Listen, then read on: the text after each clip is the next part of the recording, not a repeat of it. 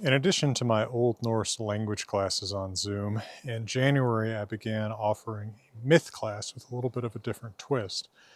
What we're doing is not having me present to you my versions of narratives, but rather going through the original Old Norse texts of the poems in the Poetic Edda and interpreting it for you word by word, stanza by stanza, not just for people who know Old Norse, but hopefully, and in fact, for people who don't, to tell them what it literally says, what is there, what isn't there, what different editors, translators, commentators, scholars disagree about. The class is not about me as, you know, God's gift to Old Norse translation, but rather about me being a conduit to you about what the original says so that you can compare different translations, editions, commentaries, and such. So here's a sample of it.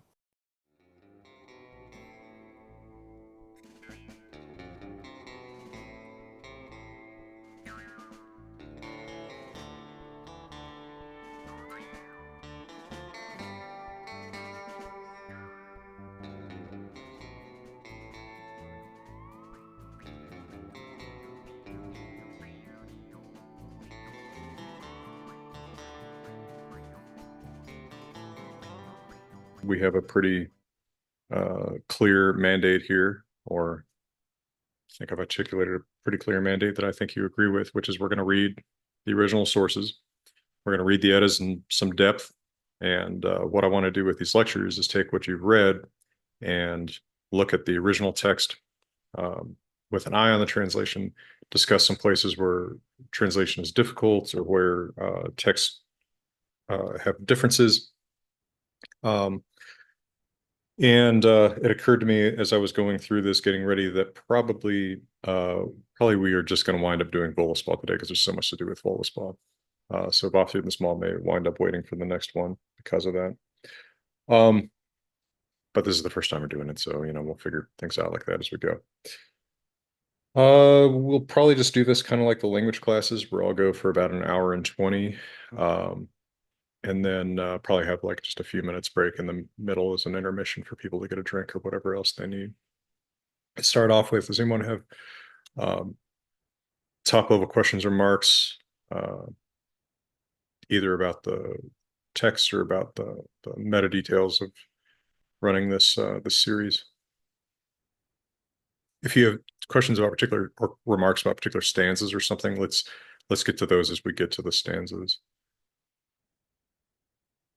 All right. Well, what I'm probably going to do for the most part here is run this with my share screen on, looking at either the translation or at a manuscript text. For those of you who haven't been in a language class where we've talked about this before, let me show you about where I am getting those manuscript texts, because that is a major resource to know about if you are interested in this subject. Hold on, I got to figure out which window this is in, because Zoom comes up in like 3 windows every time I open it. Where are we at? All right. So the Stolpnun Árni Magnússonar, the Árni Magnússon Institute in Reykjavik, makes available very high quality scans of all the manuscripts in their collection, as well as some manuscripts that aren't in their collection. That's where I'm going to be showing you images of manuscripts if we need to compare something or look at what the text actually says or something like that. The website can be a little bit hard to make your way around, but if you want to find the Codex Regius of the Poetic Edda, which is, of course, our only source for some poems, but at least our major source for a poem like Völuspá, that is, well, I'll just go ahead and show you what this looks like if you search for GKS 2365. So we click right here, GKS 2365 Quarto. That's the Codex Regius of the Poetic Edda. And then when you click on that, you can actually see what pages each poem is on. So you can actually go directly to it if you would like to look at it that way. And then Völuspá is exceptional and also being preserved in the manuscript called Hugsbók. And that is actually in 3 pieces, but the piece that Völuspá is in is AM 544. So I actually have both of these open already in 2 tabs, so we can take a look at them. All right. Let's talk about Våluspá a little bit. I will pull up my translation. And so one other thing I should mention is I'm not here to just defend any particular thing in my translation. I mean, remember that my translation was a product of the late knots and early tens. It was published in March 2015. I have had some, obviously more experience since then. I wouldn't translate it exactly the same way today. There are errors, although more than errors, there are just things that I would have done differently. It's the nature of publication, right? It gets sort of frozen at a particular point, and we've never produced a second edition, although that might come, or something like a Wanderer's Völuspá. But as we go through any of the poems, even the ones that I've had a second crack at, like all of them all, I want you to keep in mind that my purpose is not to defend or justify my translations. I can usually explain them, but I make errors and change my mind about things, and I don't have this pride that I've got to defend it, right? I would much rather teach you what's there in the original, and acknowledge that we're reading about gods, but I'm not one. So don't feel bad about challenging something that I say or did. All right. So to begin with, the very first stanza of Völuspá. Let's get into the meat of this. This is actually a stanza where you will find some of the most variation between editions and translations. And the reason for that is because if we look at that very first stanza in the Codex Regius, it is really, really kind of hard to read in the Codex Regius. So here is page 1R. Here's our beginning. And you can see this is absolutely the faintest stanza in the original. Now, in the late 1600s, 1700s already, when this manuscript had come back to light more recently, it was pretty faint, and most scholars since then, including myself in preparing the Poetic Edda, were working with copies made on paper from back then, but when it was not quite as faded out.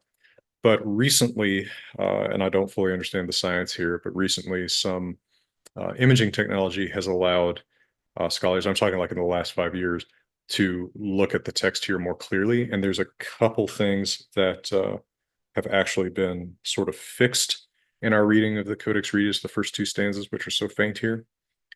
One of them is if you have ever looked at like a typed out text like you might find at Heimskringla.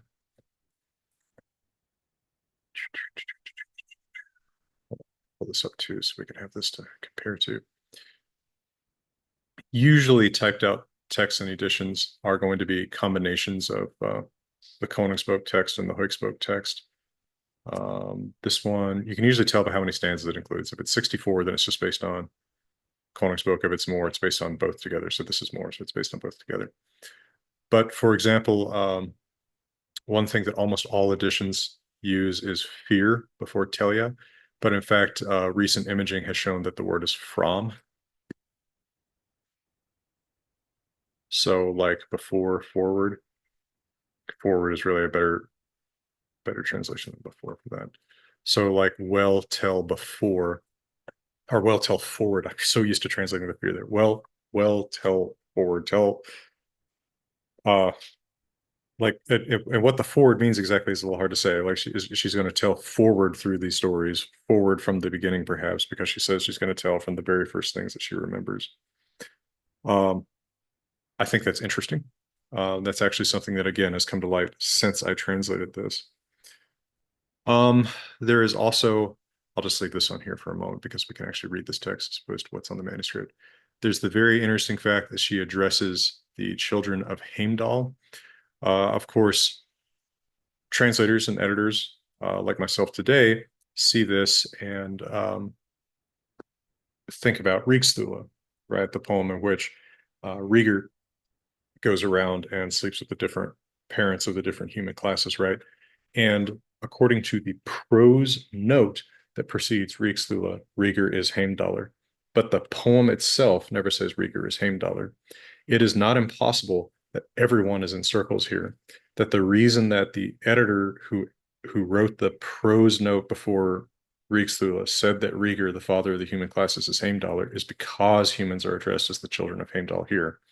And that the reason that we think that the children of Heimdall are humans is because we are thinking about Heimdallr being Rieger. It is not impossible that Rieger is not originally Heimdallr, in which case it opens up a question about who the children of Heimdallr are. I don't I I don't think there's a better answer to who the children of Heimdallr are. After all, the greater and lesser children of Heimdall would agree pretty well with the notion that Heimdall is fathering the higher and lower classes of human beings. But it's not impossible this means something other than human beings because of the sort of circular nature of the argument from Ríkstula. So that's well worth noting, I think. Also worth noting is that this word is actually not there at all in the Codex Regius. So you'll often see this in translations and editions where the vulva, the witch says, "I ask for a hearing from all holy kinds," but that holy is actually just imported from the Högsbok text. It doesn't have to be there. It's not there in the Codex Regius, and these two lines work fine as two lines of the Fornöðuslag meter without that word, because you can divide them this way. And then for those who are interested in Old Norse poetry, that ek can alliterate with that allar and give us the alliteration that we need. It's not normal for a pronoun like ek, I, to bear alliteration, but it could be that the vulva is kind of emphasizing who she is who's speaking. I ask for a hearing, right? Like there's something particularly unique about the fact that it's she who's asking, right? She's somehow an extra important or unusual being. Yeah. So, we're not going to get quite as bogged down in every single stanza, but in the very first stanza, there's a lot of potential questions and uncertainties. Any other questions or remarks there? We've got a little bit of this with the second one too. All right. So if we look at the second stanza, it's also still pretty faint. It's getting a little bit clearer as we go down, but we can read maybe the last line here kind of okay. One of the interesting recent revelations from new imaging is that this word, if you can see what I'm tracing in red, what looks like evithi, a word that, by the way, is one of the most vexed words in terms of translation anywhere, actually did have an abbreviating mark above it that's now lost to our reading. It did, in fact, once have a mark up here that indicates that this should actually be read as Evidjor, the same as it's read in Högsbok. So, in fact, the two texts don't disagree. One of the arguments over the years has been, why does Högsbok say Evidjor and Koningsbok says Evithi, right? Are these two different words? What is Evithi? Evidjor is a little bit easier to understand because there's another I can't remember what it is. I think it's one of the Thular, the just lists of beings' names that does use this word for evil women, like Jotun women or witches or something like that. And this is a pretty standard, just weak feminine noun plural. So that makes this word, at least, even though it's attested like here and then in one list, it still makes the agreement between the two texts closer, and that's great. And it also makes it look like a more normal feminine word. Now, what she's saying here, we look at how I translated that, is I remember 9 worlds, 9 giantesses in, circa 2010 to 2015. I was still using words like giant and giantess, which I shy away from now because of the implications people get about size. But that is the best we can do as far as what this word means, because it's otherwise not really attested. But there's also this interesting little couplet at the end. So I have translated here, and the seed from which Yggdrasil sprang. Not everybody reads this the exact same way. What you've got there is mjotvid Maran fyrir mold nedan. It's typed out here, mjotvid Maran fyrir mold nedan. So very literally what that looks like is fate wood, fate tree, famous, and these both agree. So it would be the famous fate tree, fate wood, below soil. Now, there's been a lot of discussion about what this means, if fate wood is in fact like a tree. But I still think that the most reasonable reading of this, and it seems like recent editors have largely come to agree about this, is that the fate tree must be Yggdrasil. And so if Yggdrasil below the soil, it must just mean it hasn't grown yet, right? This is so my translation may be a little more florid than the original. I mean, actually, I don't know about if florid's a word. Like this may be a little extrapolated for your taste, but the seed from which Yggdrasil sprang does seem to be the implication of the great tree being below the soil. Let me check the comments here. Stuart says, if it's not based on Ríksula, it could simply be the valleys of the world rather than his name. Yeah, the case wouldn't work. Exactly. So the interesting thing there is this is actually the one place. Let me show you. It's easier to look at if we look at the edited text on hand screen. This isn't actually what it says here with two L's. What it actually says is one L, which doesn't really look like it should be the genitive of his name, which in and of itself, this is what it actually says in the manuscript.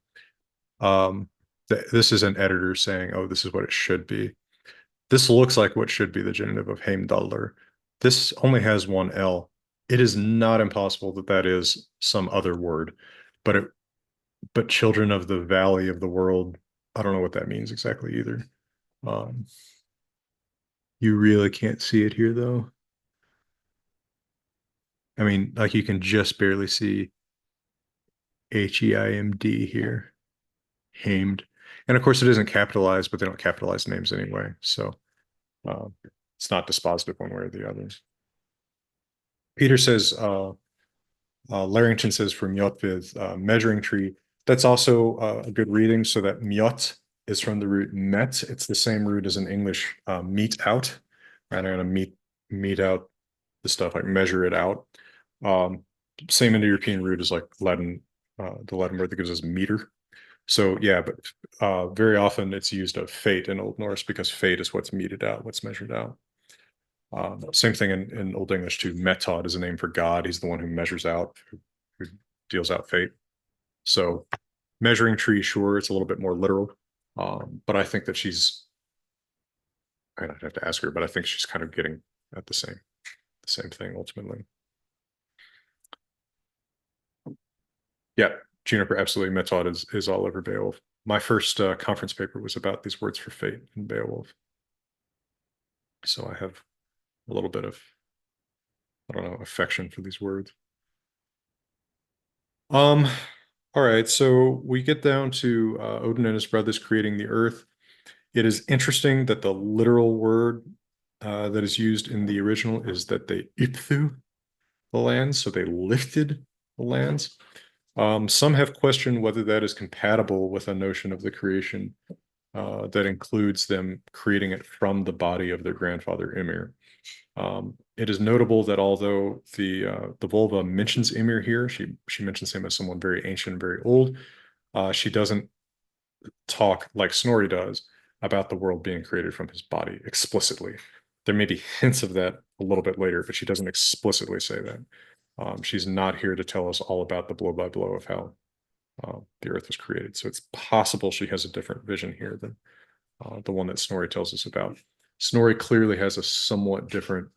Snorri in the Prose Edda, when he's telling us about the creation, which is the story most people think of when they think of the creation myth, he's drawing on Völuspá, he's drawing on Vafthrûd the Small, and he's drawing on something else.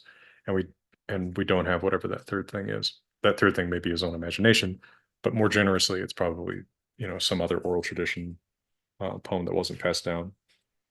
Speaking of which, it's an interesting question. Uh, Side note to individual stanzas, but an interesting point about Völuspá in general, that this is a poem where we are in an incredible position because we actually have two full attestations of it, right? Koningsbók and Högsbók. And then we have about half of it quoted by Snorri. That means, and I think this is a really interesting point to make about Snorri as a source for this stuff. Snorri knew this whole poem. He didn't know just half of it, right? He's quoting from it selectively. Why does he select what he selects? Because some of the stuff that he doesn't explain is the stuff that's the hardest to understand, period, right? If we didn't have Snorri, we'd actually understand a fair amount of the stuff that he does explain just because it's referenced in other poems. The stuff he doesn't explain is often the stuff that's not really referenced anywhere else. Does that mean he didn't understand it either, so he's just skipping over it? Or is there some other reason that he's skipping over some stuff? Either because it's not alluded to in a lot of places, so he doesn't think that Norse poets need to know these stories as much, or is there something that he feels like is sort of inappropriate there? I think there's some interesting questions to ask about why Snorri doesn't quote everything, or paraphrase everything. Yeah, right. If only if it was obvious to us now too. Lorian says this poem is also really early too, right? It's an interesting question. You know, I've been reading over it a few times in the last few days, getting ready to talk to you all about it, and I was thinking about that. Like, what do I see here, and what jumps out to me about the age of this poem? And there's really nothing about it linguistically that makes me say this has to be older than 1200. Um, I think it is older than 1200 contextually, but there's nothing there that screams out, you know, like bright red lights, like you see in a poem like Kviða or Hamnismal about the heroes. It says, "Oh my God, this is archaic Old Norse. This isn't super archaic."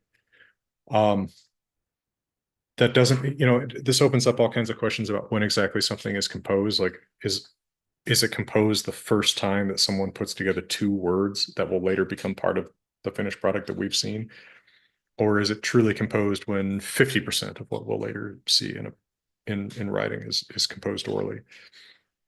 You know, it contextually, it doesn't look like a poem that, and people will disagree about this, but I think contextually it doesn't look like a poem that a Christian could have composed. I just don't see a Christian sitting down and writing this out, or not writing this out, but hammering out this story about the gods without any apparent reference to the Christian God. Now, there is an apparent reference to the Christian God in the Högsbók text, which is written down 30 years later than the Koningsbók text. Is that originally part of the poem that the Koningsbók editor leaves out? I personally doubt that because I think it ends satisfyingly the way that it is. And I feel like a Christian editor wouldn't remove references to Christ, but I feel like a Christian editor might add references to Christ. So I tend to think that the stanza at the very end that references Christ pretty clearly. We'll look at this in a moment. Well, not a moment, but a little while. Is a later addition.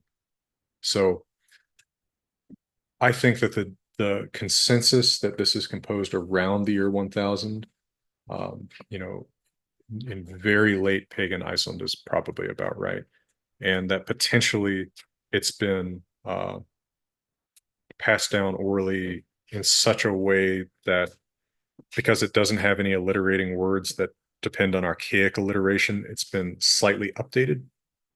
It is interesting to note that the most archaic language that you're going to find is if you read Snorri's quotations of it. Snorri's quotations of Völuspá actually have more archaic features than the features of the poem in either the Koningsbók or the Högsbók manuscript. That's kind of interesting because it shows A, that Snorri knows it orally or from a written source that's different from Koningsbók or Högsbók. Of course, we know that because Koningsbók and Högsbók come from after Snorri's lifetime. But he knows it from a different source, and that potentially the Koningsbók and the Högsbók versions are a little bit like slightly modernized for a new audience. Modernized.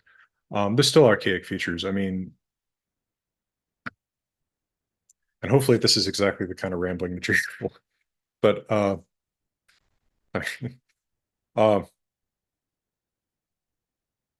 like we have past participles that are used with hava that actually agree with their what they're describing. So the ones who had raised me, in 1200s Old Norse, you'd expect just foot, just the neuter here, but this is feminine accusative singular, agreeing with the me who's feminine accusative singular.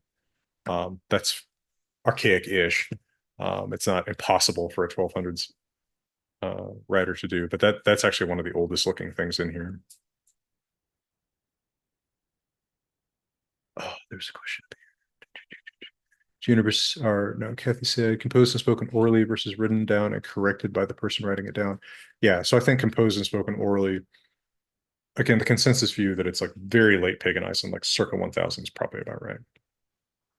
Just contextually, though, more than from language basis. Zach says, so would this poem have existed orally for some time before it was finally written down in the source we have? I think that that's almost a guarantee for most of these poems.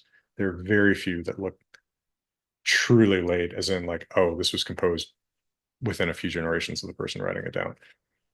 The biggest age gaps between poems that you're going to see are in the poems in the latter half, the poems about the heroes, because you have some of the oldest poems in Old Norse there, Athkvith and Hamnesmal, and then you have some poems that look really, really late. Some of the poems about Sigurður are actually like they look like they were composed, but within a couple generations of when they were written down. That's not surprising that people would still be composing new stories about the Volsungs because we're writing down new stories about the Volsungs in prose too. The poems about the gods, none of them look as super archaic as something like Atlakutha or Hamnesmal. Some of them look more archaic than others. I would say, for example, Vafthrud the Small, the language looks older than Völuspá. I do think it's older. But I don't think you're dealing with anything that's from the 800s, like Atlakutha or Hamnesmal. I think you're looking at things from different generations in the 900s, maybe. Also, probably different regions, right? Some of them look like they were very clearly written in or composed in Norway, and some of them more likely in Iceland, like Völuspá. People have often argued that the kind of volcanic imagery argues for an Icelandic origin. And as far as it goes, I don't think that's a terrible argument, but I don't think that it's provable either. We'll talk about another thing that comes up in the arguments for Icelandic origin in a little bit here. So another word that people disagree about is in stanza 5. Show you what I did with this. You'll see a lot of different things done with this. What I translate as the heavenly horses. So this is actually a place where the Konungsbok manuscript and the Høgsbok manuscript have really, really different words. And so let me show you what's in both of them so you can see what people are combining. Because often what you're going to see is a combination of these two words and not what either manuscript says.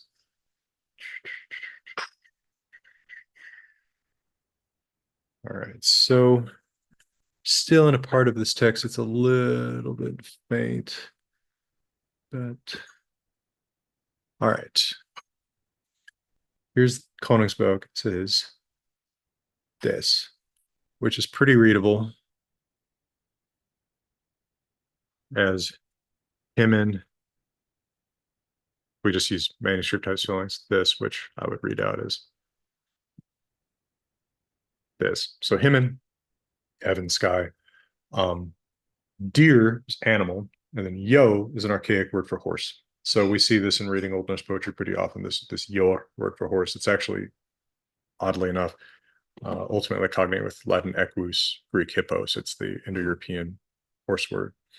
Now, pretty often in Old Norse, they will combine whatever animal name with just the word deer animal. They talk about bear animal, bjarndeer, wolf animal, wolf deer. So yo deer, horse animal, is just a extra syllable in the word horse. It doesn't strike me as particularly weird. And if we're talking about the sun being pulled by horses, well, that's an imagery that Snorri uses as well, and imagery that we know from art from the Viking Age and preceding century. So I've never really had a problem with this reading. But Høgsbok has a quite different word here. Let me. Oh, look how much the handwriting degenerates in the one or two generations between Koningsbok and Høgsbok. Like this is already harder just to physically read. Maybe you disagree, but I really prefer the Carolingian Insular of Koningsboek to this slightly Gothicizing script here. Okay.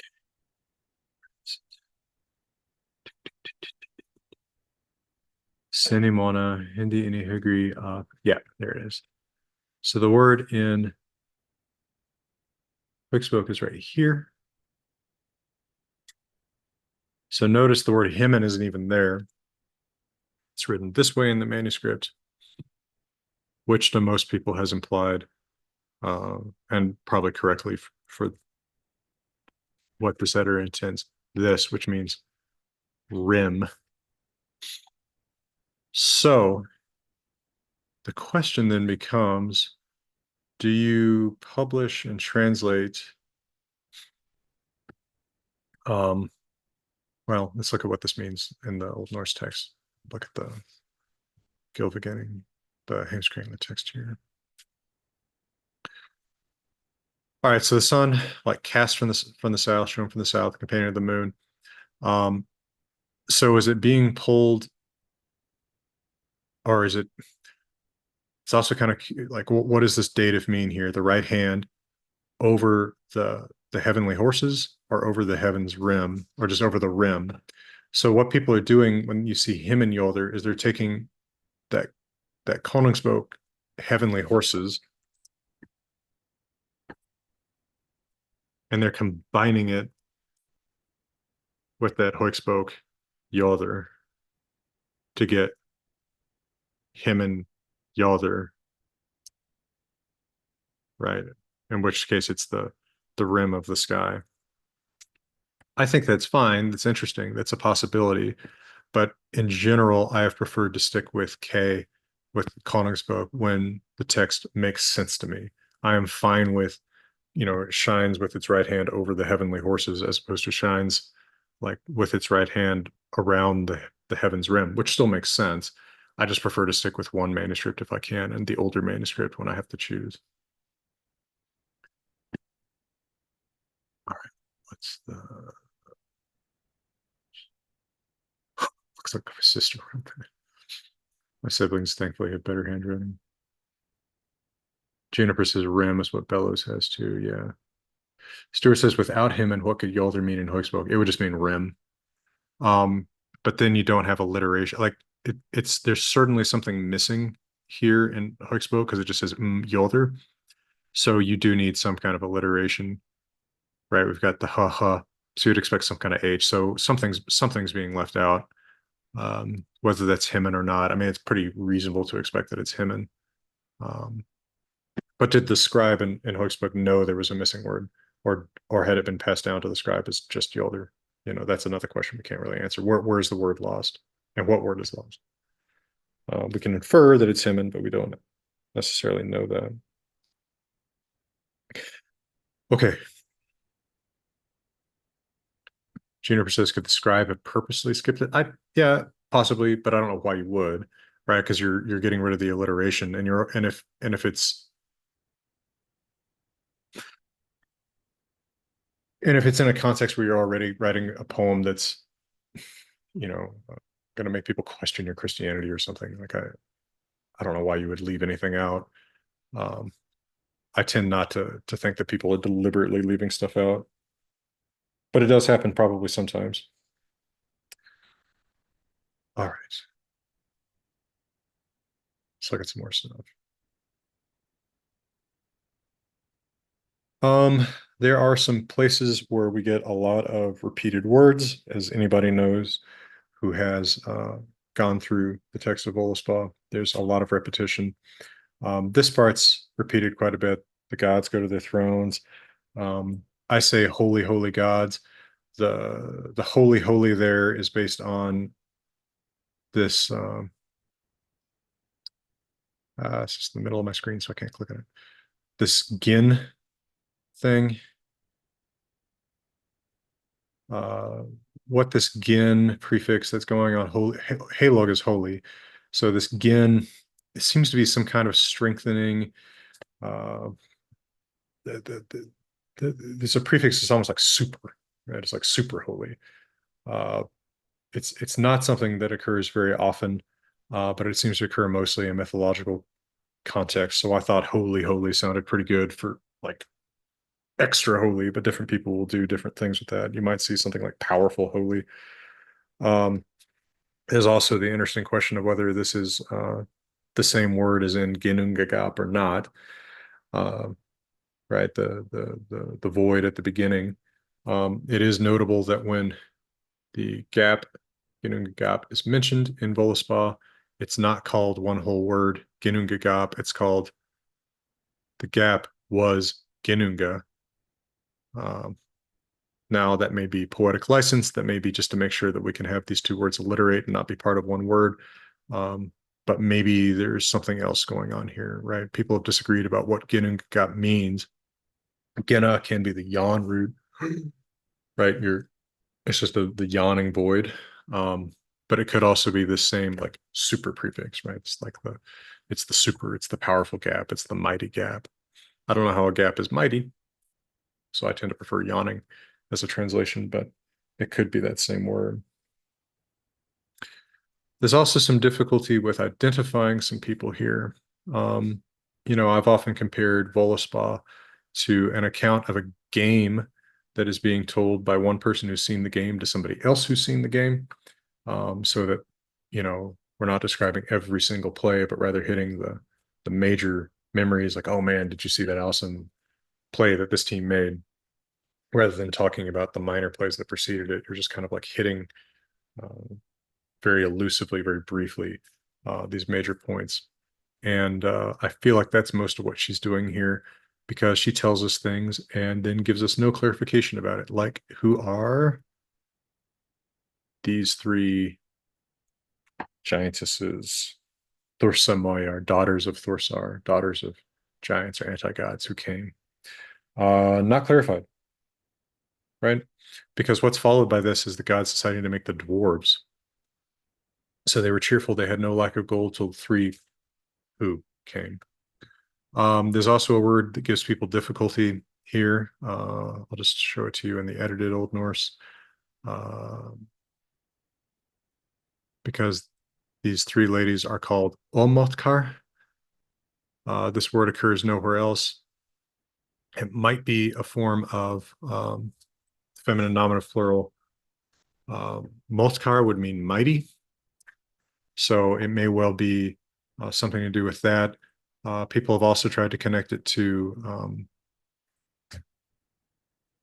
Almer, which means dark in a sense that's often associated with evil beings. So is it like they're dark and mighty? Fiendish is what I kind of did to hedge between the two, but the word is not truly attested elsewhere. Olivia says, I read a commentary that said they were the Norns. It's not impossible that it's the Norns who show up, right? Because they are three. It doesn't note that it doesn't say that. There's nothing here that like tells you that's absolutely who they are. But yeah, that's a possible interpretation, I think. Juniper, if you're talking about the line break between 8 and 9, I mean, that's this edition. There's no such thing in the manuscript. If you look between 8 and 9 in Koningsbok, for example, it just goes straight into it. Yeah, here's the end of 8, and here's the beginning of 9. There's no break like that in the manuscript. No, it's just the editor marking a topic switch. And of course, there is a big topic switch because we get the famous or infamous catalog of the dwarves. Now, I think that it's kind of fascinating that you think about the things that you want multiple attestations of, and lists of dwarf names is not something that would be high on my list. Like, there's a big part of me that looks at this and says, who cares? Who cared about 40 or whatever dwarf names, right? And yet, this is independently attested in Koningsbok, in Hoexbok. And you remember how Snorri quotes half the stanzas? Well, he quotes all the dwarf names. Why? Right? What is the big deal here? The dwarves don't participate in this narrative otherwise. But it's one of those things that makes you say, or makes me say almost like this is a guarantee of a long oral tradition, because one of the truest characteristics of long oral traditions is the things that just get fossilized and embedded in it that make no sense to later audiences. And this absolutely feels like one of those things that just makes no sense to a later audience, and probably maybe not even a Snorri's generation. A lot of the names we can't really make a lot of sense out of. Some translators do translate more of them. I just decided to leave them alone, particularly because a lot of them are recognizable from Tolkien, who of course borrowed a ton of these names for characters in The Hobbit.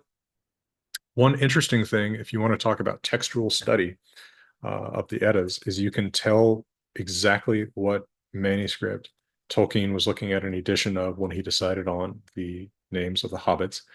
And it is not Koningsbok or Hoyksbok. It is the Codex Regius of the Prose Edda. And how we know that is the Codex Regius of the Prose Edda is the only one that names this dwarf Owen rather than Oi. And so that's where he's getting the dwarf names. I think it's kind of funny that you can specifically tell what he was reading, and it's an edition of the Prose Edda, not of the Poetic Edda, when he decided on their names. So just kind of a fun little aside about that. But whatever the reason for talking about the dwarf names, there is a little bit of uncertainty in one of the aspects of how they were made. At the end of stanza 9 in Koningsbok, we get this. They would make the Lord of the Dwarves. All right, so I've translated out of Ymir's blood and his rotting limbs. That's a fairly clear reading out of Koningsbok, but let me show you what's actually there because we get some real differences. And there's a little bit of an uncertainty about this.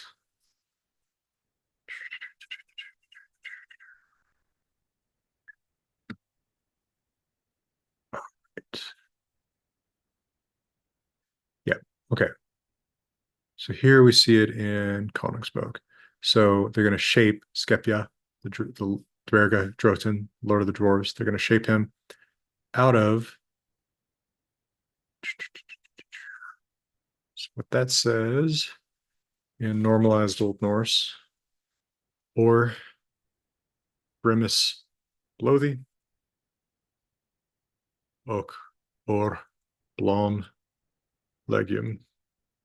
So literally out of Brimir's blood and out of blue legs, or really thighs. Okay, what can we do with this? The general presumption has been that Brimir must be another name of Ymir, and I'm pretty happy assuming that because of the story that Snorri tells us that they were created out of his flesh. They were the maggots that grew in his flesh. I'm okay assuming that Brimir is a name for him. Brim is actually related to English brimming. The sea is brimming, right? It's fuming. It's spewing. So it could be something to do with the sea, although the Brimir looks like a name rather than you would expect it. If it was like the blood of the sea, you would expect it to be like just Brimps Blothi. But there could be some reference to the sea here that's independent of naming Ymir or somebody else. But as far as making it out of his blue legs, I'm assuming that the B here in Blom is there to alliterate with Brimir and Blothi, and that this is blue in its very, very frequent sense that we see in Norse poetry and prose of rotting, right? The dead are blue. Hel herself is half blue as like a corpse. So I'm assuming, again, this is a reference to the dead Ymir. Notice that she doesn't explicitly say that, but it's, about the best we can do working with some of the extra info that we can get from Snorri's interpretation of the beginning story. Chase says, could the dwarves relate back to stanza 1 with all classes of men, greater and lesser? Sure, but she seems to skip from subject to subject so much that I don't know if I want to carry over something from line 1 or stanza 1 to stanza 9. That could be some of the lesser children of Heimdallr, I don't know, or greater. Juniper says, I've seen the dwarves analyzed as maggots from the dead body. Can you shed light on that, or is that just a skew speculation? No, that's what Snorri says. Snorri in the Prosetta says that. He says they were created, that there were maggots growing in the dead flesh of Ymir, and that the gods made the dwarves out of that. So that's what I'm using that is determining how I'm reading this, right? If it weren't for Snorri explaining it that way, I wouldn't really know what to do out of this. But this is one of those places where only Snorri explaining it helps us kind of get closer to what might actually be there. Now, if we look at Høgsbok, it's a little bit different. So here we see the same words or the equivalent words in Høgsbok. What that says is or remi blóðgu ok or blóðens legium. So this actually changes which one is a name, and that makes it out of bloody sea and out of blóðens thighs. Okay, so this flips where the name is of someone that we don't know. Who is Blóin? Well, that looks like the blue one, so the rotting one, the dead one, would make a lot of sense there. It could still be Ymir. But then we do have the explicit note that they're made out of bloody sea. Well, that would probably be the blood of Ymir, since he's torn apart and his blood becomes the sea. But still, notice that in neither version of this text is this truly like crystal clear. And most editors are going to be influenced by Snorri's account. And a very common thing that you're going to see in editions, probably in this one, yeah, in this one, for example, is people take the one name from Koningsbok and they take the one name from Høgsbok, and they don't tell you they're combining these. But for me, like I said, if I can, if Koningsbok makes sense, I like to follow Koningsbok without bringing stuff in from Høgsbok, because Koningsbok is the older manuscript, and I'm generally going to follow the principle that older means less stuff has crept in there from later generation. Like every generation that can pass something on has the potential to add something or get confused about something. So I'm always going to want to take the older attestation of something if it makes sense, if it's readable. And the Koningsbok text is readable, right? Out of Brimir's blood and out of blue, probably rotten legs. But a lot of people like to combine the two. It's not wrong. It's just different from my philosophy of dealing with this text. Let's do a 5-minute break here, an intermission. Boy, it was optimistic to think we could do Völuspá and Vasu this small. We may have to split Völuspá into a couple of days. But we'll get to everything. Yeah, let's reconvene. Let's say 52 minutes after the hour. I'll be right back.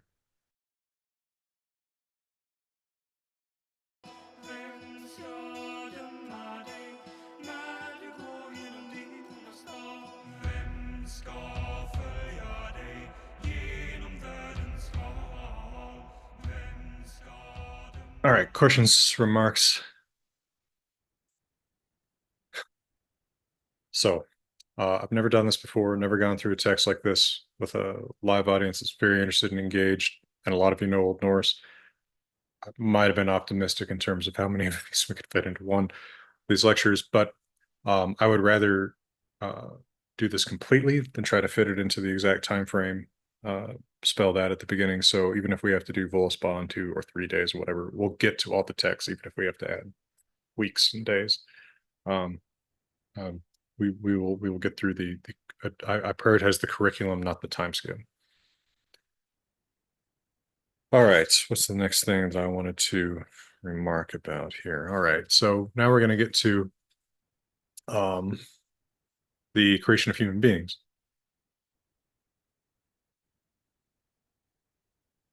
After our long list of dwarf names. So, all right, got to get to the next page of the Codex Regius. I have that pulled up so we can look at it nice and big here. So let me draw your attention briefly to my translation here, where there's a big capital T on stanza 17. I slightly regret this because that's not there in the original. I think that it's interesting where the original editors decide to put big letters to show us that there's a section break. There's actually a few places in Havamal where this happens, where the editor is clearly aware that we're like in a new sort of section of Havamal and puts those big letters.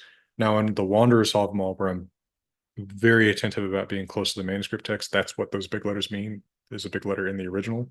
This is just a section break that I'm inserting, like the 1950s editor put in the little line between 8 and 9. So this is editorializing. If you look at the original manuscript, there's no such break between the list of dwarf names and the creation of human beings. So, right, there's a capital, but it's not like a massive red capital. So minor mea culpa on my part there. I wouldn't do this now. Yeah, exactly, Anders. This is the future Waters Våluspá notes in real time. That's pretty much what you're seeing. Yeah. Hackett and I have talked about doing a Wanderers Våluspá. I would like to, it would definitely be a more complex project than Havamal, because Havamal is only on one manuscript. This is, here you're actually not even dealing with three, because there's like 5 manuscripts of the prose edda that have independent value. So it would be a much more complex task. There's a lot to dig into here with the creation of human beings. One thing that I've pointed out for a long time, unfortunately, these words aren't very clear in Koningsbok, but here's the names of the first human beings. There's Ask and Embla. She's in the accusative there, so that's why it's Emblu, not Embla. If we look in Hoiksbok, it might be a little bit clearer.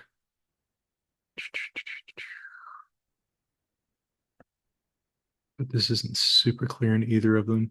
Thankfully, all the dwarf names are super clear. Yeah, it's not going to be great, is it? I see him. There's Osk and Emblu, same names. All right, so very, very often, to the point that it's a well-known trope, you see people translate these names, which I'll just show you here in the cleaned up text, as ash and elm. Well, Oscar, the man's name, is clearly ash tree. Ash trees are significant. Of course, we see just 2 stanzas down. Yggdrasil, the quote-unquote world tree, a word that never actually occurs in Old Norse, is an ash tree. So man being made from the very tree that unites the realms. There is, I think, a deliberate poetry in that. But what is embla? This word, often translated elm, is in fact not the Old Norse word for elm and doesn't look like the Old Norse word for elm. The Old Norse word for elm, and still the modern Icelandic word for elm, is actually masculine. It's ulmer, and it is related to our word elm. So what is embla? And why do people take it as elm? I actually don't have a really clear picture of where this started. It vaguely looks like Old English elm. And when I say vaguely, I mean that there is an E in the Old English word for elm. But it's not the word for elm. I am not persuaded that that is what this name means. I'm not persuaded that we have a good answer to what this name means, but I'm not persuaded that her name is another tree. Very, very frequently in poetry, we see men referred to by masculine names for tree. So masculine trees include the rowan, Rainier, and then women referred to by feminine tree names. So a feminine tree name, for example, is oak, ache. In the same way, a man might be referred to as Askar, either as a reference to just it's a masculine tree name, or as a reference to the original man. In the same way, a woman might be referred to as Embla. And I think that partially it's that parallel that have made people assume this is a tree name, but there is no, as far as I'm aware, no really good explanation of what this word actually is. Whether it's a tree name, if it is a tree name, is it specifically the elm? It's her name, Embla, but Don't know. Whether these names are influenced by Adam and Eve is a interesting question that I think is kind of unanswerable. Yes, it's A and E. Presumably, even if you had just heard the names, if we think of the medieval Latin form of the names, which is what a medieval Christian would have heard, Adam and Eva, you would, I guess you could get the A and the E, but I don't know. I don't, I don't feel like this has to be influenced by Adam and Eve. But it's interesting that it's A and E. Um, it's also notable that they are co-created, right? There is no, it's not that Oscar is created before Embla. They seem to be found together and created together. So I don't think the story shows a particularly strong influence, if there is an influence from the Genesis story. Um, they find. Let's look at the translation here.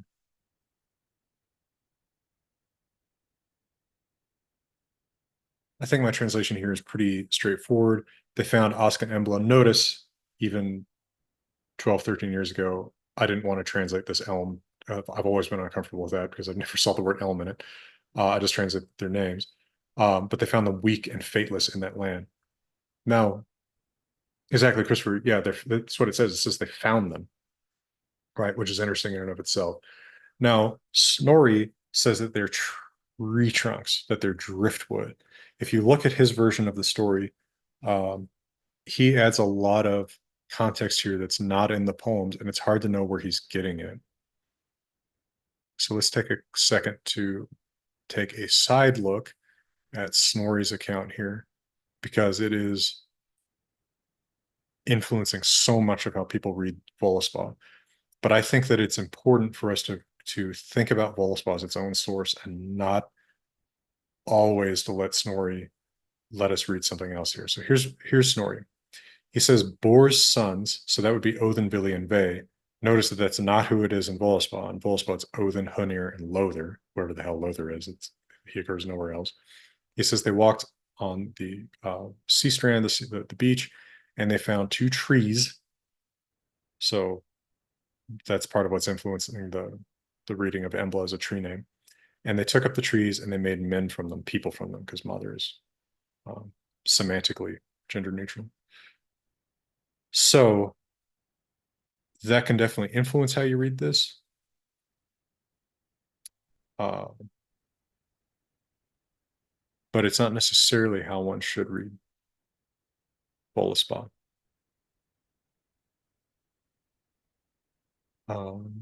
Zach says, could the idea of them being made by Snorri be influenced by the Christian idea of creation? Sure.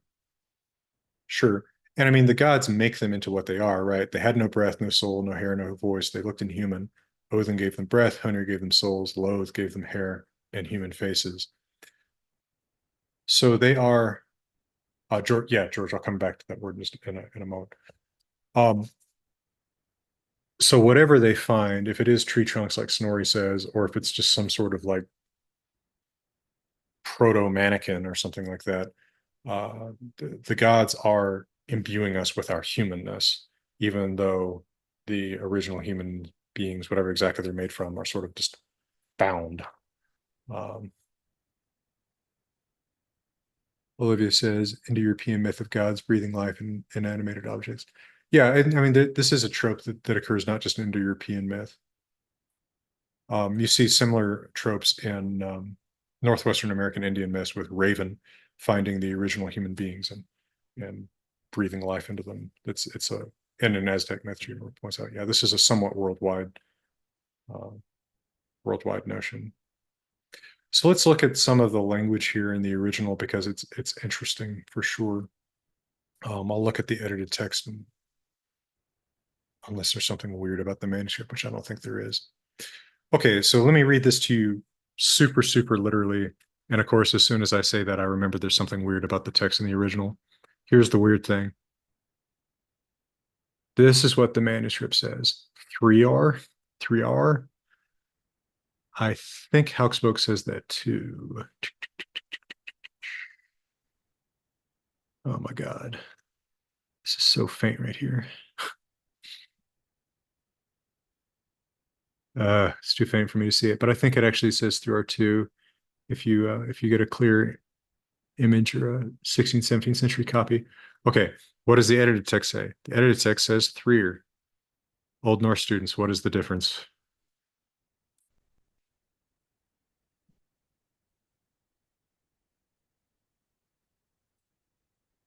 Well, you're also paying me to tell you, so I'll just tell you. This gender. This says three women. Now, the adjectives that are used for them are masculine, so this could just be a mistake, right? These are masculine adjectives, but this is the feminine word three. So most likely what's happened is the scribe just talked how many stanzas before? The scribe just talked 9 stanzas before about the three Thorsamayar, the three daughters of Thors who showed up at the gods' homes. Probably the scribe is just being influenced by that because he just previously wrote Uns through Arcfomu. So instead of writing Uns through Arcfomu, the masculine, he's writing the feminine again just because he's been influenced by something he just wrote. I think that's a safe enough assumption, but it's still interesting that he makes that mistake. And I think the Hoaxbook scribe does too. But all right, until three came out of that group. That group is probably uh, God's home. They're powerful of gear. They are loving Ostgear, which is an unusual thing to describe the gods as, but it does alliterate with Asir. The Asir at a house. Now, what is the house they're coming to? Most people, including me, in translating this, have just taken house as well. What's the house? What's the inhabitation of human beings? The house is Midgard, but it does literally say house. So are Oscar and Embla already living in a house? If they are, it might remind us a little bit of the story in Ríkisþula, where human beings already exist, but the god Rieger comes to all these different proto couples and mates with them to make the later classes of human beings. So are Oscar and Embla already living in literally a house, or is the house just a quick poetic shorthand for the place where humans live? It's Mythgard. There's no way to be sure. Snorri certainly doesn't think it as a house because he says they're on a beach.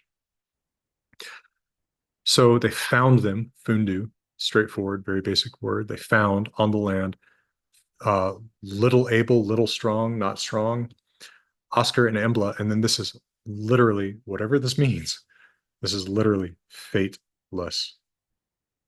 They don't have fates yet. I think it's kind of fascinating. What is the distinction between someone who has a fate and someone who doesn't? Um, is I think it's a very open question, right? Does that mean they're not alive yet? Right? Is your fate sort of established by being alive? Only something living has a fate. Is your fate established by being human? But it literally is as straightforwardly as you could translate that, fateless. Juniper says, given that it's Våluspá, could it have to do with the ending of the world? Sure, they don't have a fate at the end, maybe, but you wouldn't expect them to live to the end anyway, because they're the original human beings, right? They're not the last human beings. Or a life purpose, sure, maybe. But I think that this really just has to stand as a question, and so that's why I just translate it as straightforwardly as I can. Fateless. Whatever exactly the poet means by that. They had no, it's usually given as breath, ond, and in fact, that's probably the most straightforward of these. The next thing they didn't have is they didn't have other. That can mean the capacity to compose poetry. That can also mean craziness. Most people have taken this as the poetry meaning and have seen, therefore, they don't yet have minds, they don't have creative faculties, something like that. But literally, if we want to be super, super literal, they didn't have the capacity to compose poetry. Now, that might be something you would expect Odin to be concerned about, but Odin's not the one who gives them that. It's Hunir, an otherwise pretty obscure god, who gives them that. They didn't have law nor lati. So law is, in conventional terms, it's the wave, it's the sea, and lati in is a little bit more straightforward. It's like a voice. So most translators and editors have taken that law, that C, as meaning as being like a kinning. They don't have the C of the body, they don't have blood. So they don't have potentially blood nor voices, nor, and this still makes me chuckle a little bit, literally good looks. So they don't, I think I translated that they looked inhuman, like they don't look human yet, but it's literally they didn't have good looks. So they're still ugly. Kathy says, how can you be driftwood but still live in a house? Are they alive but fateless or not alive? Yeah, I think these are all just questions. Like they just have to be questions. Because Snorri doesn't exactly address this, right? Snorri tells a story that's clearly related to this, but kind of sideways from it, because he also doesn't say that it's Odin, Hunter, and Lothar. He says it's Odin and his brothers, which would be Vili and Ve. So Odin gave breath, Hunir gave, again, perhaps specifically the capacity for poetry, but maybe a little bit more broadly, like mind, mental faculties. And Lothar gave potentially blood and good looks. Who is Lothar? Enormous question. This name occurs nowhere else. Very, very often, people read this as a name of Loki, but there's nothing really to say that it's Loki, except that the trio Odin, Hunir, and Loki occurs elsewhere. For example, in Skaldskaparmal, where it's Odin, Hunir, and Loki who encounter Thjazi. So that trio does occur elsewhere, and it's the main argument for Lothar being potentially Loki. Zach says, your earlier remark about being proto-human sounds appropriate for what sort of images these stanzas conjure, like a mannequin, no purpose, no fate, before being made fully human. Yeah, but what we should, like, I don't know what physical picture to give to that. But I think that's maybe what's being gotten at here. Like they're blanks. That haven't been carved out yet. Olivia says, are like metaphors in the oral tradition that lost the original meaning. That's always a possibility, that what we're looking at is some kind of lost metaphor. Amy says they had no, or had no heads. Yeah, it's a possibility. Stuart says, are they ever mentioned together with Vili and Ve, or could they be different names to them? Yeah, that's a possibility too, right? Is that because it's not that Snorri lists out, he doesn't say Odin, Vili, Ve, he says Bor's sons. We don't know whose son Hunir is, so it's not impossible that he is Odin's brother too. So these could be other brothers of Odin. This way lies madness, speculating about who exactly these guys are sometimes. Anders says you translated hair in human faces, law and Lati. Yeah, I would do that differently today. I don't remember what made me read Laura's hair. Lati is face. I think is probably me being a little more influenced by what's coming next, the good looks.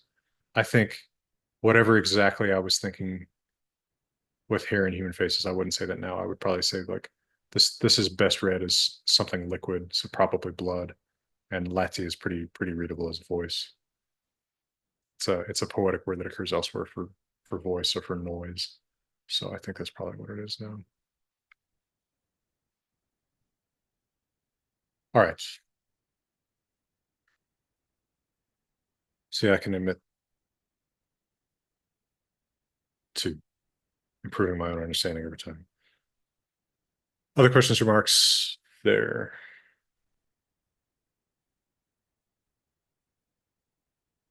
All right. Let's talk about this next a little bit with the Norns and Yggdrasil. I don't have a million things to say here, but there's a couple interesting points. One is that this is actually one of the few places where the tree is called straightforwardly Yggdrasil and not Yggdrasil's Oscar, right? It is almost always elsewhere called Yggdrasil's Oscar, the ash tree of Yggdrasil. But this straightforwardly says, I know an ash tree to stand. It is called Yggdrasil. So one of the very few places that happens. I think that's interesting. that actually one of our most iconic mentions of Yggdrasil is one of the places where it's called that rather than Yggdrasil's Oscar. Of course, you can spill, and there have been spilled hundreds of pages of text on what is going on with the name of this tree and why it's called Yggdrasil sometimes and Yggdrasil's Oscar sometimes. Ig, pretty straightforwardly a name of Odin. Drasil, fairly common poetic word for horse. What does Odin horse mean? Anatoly Lieberman's notion that Yggdrasil is originally a collective name for Odin with Sleipnir, while hard to parallel, is probably the most interesting suggestion about this. So that originally it's Odin's tree, Yggdrasil's Oscar, and that Yggdrasil is originally, again, Odin considered as like a unit or even a centaur-like being with Sleipnir. I think that's probably a little bit better as an interpretation of the name than the old chestnut that this is Norse gallows humor, that it's Odin's horse because Odin rode it by hanging on it. I think that if that were the case, it would be called Yggdrasil. It would probably be possessive, right? Or Yggdrasil. The name is a little bit of a mystery. Also worth noting that the narrative of Odin sacrificing himself on the tree is known from 2 stanzas of Havamal, and that's it. He is called the hanged god elsewhere, but the narrative of him sacrificing himself is really just in that one place. So we don't know how widely known that myth was.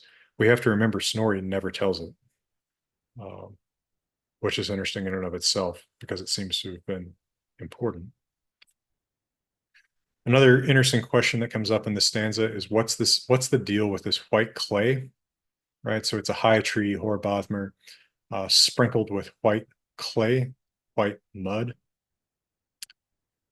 Juniper's, yeah, Snorri does call him the hanged god. Like he's called that. Like that name for him is common. He's the hanged god, or the god of the hanged. Or the burden of the gallows is another thing that he gets called, Golga farmer. But the story of him sacrificing himself is only in one place, and that's Havamal 138. What the white clay is about is a little bit hard to say.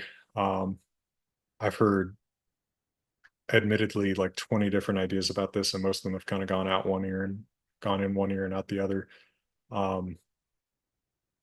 I heard somewhere at a conference or something about taking care of trees, something about taking care of trees and involve putting clay on their bark or something like that. This was like a anti-insecticide, like an insecticide thing or something like that. I don't know. That may be trying too hard. At any rate, it is sprinkled with white clay for one reason or another. And then we get the Norns mentioned here, Thadan Koma Mayar. We can look at this in translation for those that for that here. So I know an ash tree named Yggdrasil, a high tree speckled with white clay. This is all pretty literal. Dewdrops fall from it upon the valleys. It stands for evergreen above the word's well. 3 wise women lived there by that well under that tree. Worth is named one, another is Verithandi, the third is named Skuld. Carve men's fates, that determine destiny's laws, that choose the lifespan of every human child and how each life will end. There's a couple interesting things here. One is that outside of Våluspá and Snorri, when the Norns are discussed, typically it's either way more than 3, right? Like in Fafnismal, where Fafnir tells Sigurd that there's Norns of every different kind, and some of them are elves and some of them are dwarves.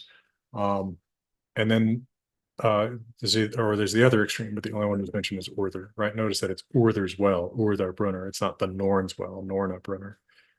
So it is not impossible, as has been suggested, that the 3 here are influenced by classical imagery one way or another. You might expect that to come in from a Christian editor.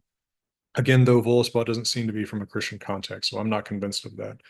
Rather, I would suspect that this is just another variant in the pre-Christian mythos where you have like, the Urther-centric idea of who determines fate, and then there's 3 beings who determine fate, and then there's another variant where like each one of us is born with a Norn who determines our fate.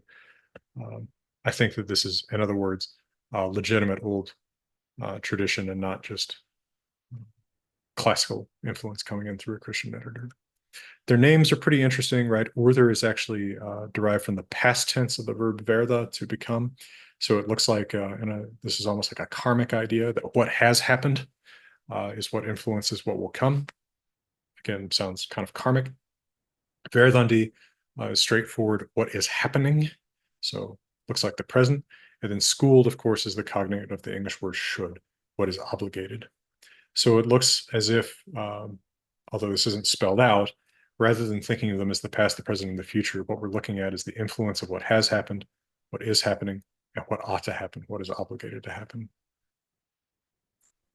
And I also think that it's interesting to note that they carve men's fates, right? They skoru o skivi.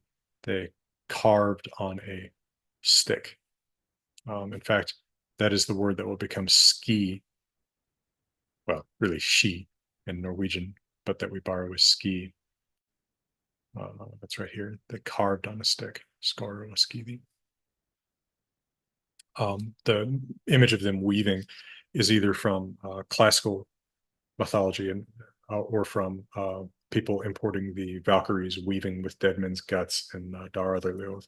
The Norns were said to carve rather than weave. Well, that's the time we have. Like I said, looks like I was off the mark when I guessed how long this would take. But I would rather go through the whole curriculum than try to cram it into the space. Lorian says, in the northern climates of New York, we paint the bottom part of sapling apple trees white to reflect the light from the snow so they don't heat up from the light and split, which will kill the tree.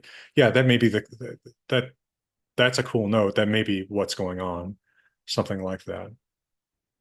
Kathy says the rule of three is a very old thing in mythology and tropes. Maybe that's showing through here. Yeah, I think so. I think that's part of it.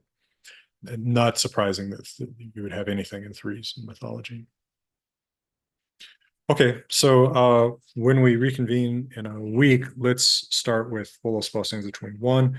See if we can get through Völuspá. Even that might be optimistic. This poem takes a lot of. This poem really repays digging because the variants are interesting. Just the mysterious hints here and there are interesting, and then considering like what does Snorri know and what does Snorri not know? Right? What is Snorri just kind of like making up? It's really really hard to tell. Yeah, we're gonna get into Golveg next time for sure. Yeah, so I'm gonna make a just like with the language classes, I'm gonna make a Vimeo showcase. It's gonna have all the lectures from this course, and I'll email you the showcase once I've got this uploaded, so you can go back and watch whenever you want. All right, folks. Feel free to email me if you need anything or have remarks or anything that you feel like didn't get addressed here that should have been. All the best till next week.